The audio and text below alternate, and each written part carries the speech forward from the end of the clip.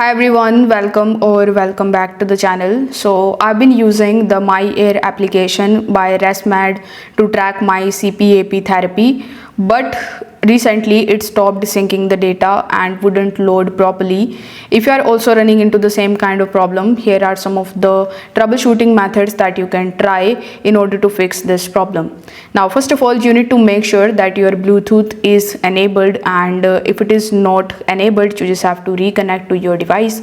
So the myAir application actually sync the data from your CPAP machine through Bluetooth or Wi-Fi, and if the connection breaks, it wouldn't update your sleep results. So you just have to simply go to your phone settings and then open Bluetooth, and you just have to turn on Bluetooth. You can even just swipe down your notification bar in the top and tap on the Bluetooth icon in order to open Bluetooth. Now you need to reopen the myAir app and check if your device is properly linked or not.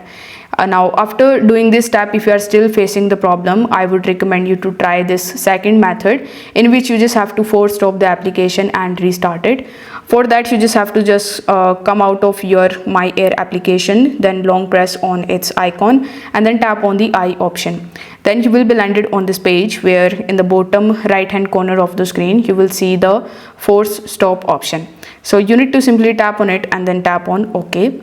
Now, so after force stop the app, you just have to simply relaunch myAir application. So what this will do is it will just refresh your app, as you can see, and now a lot of problems will be fixed. If this video helped you out, consider subscribing to the channel and liking the video for more helpful tips like this one. Thanks for watching.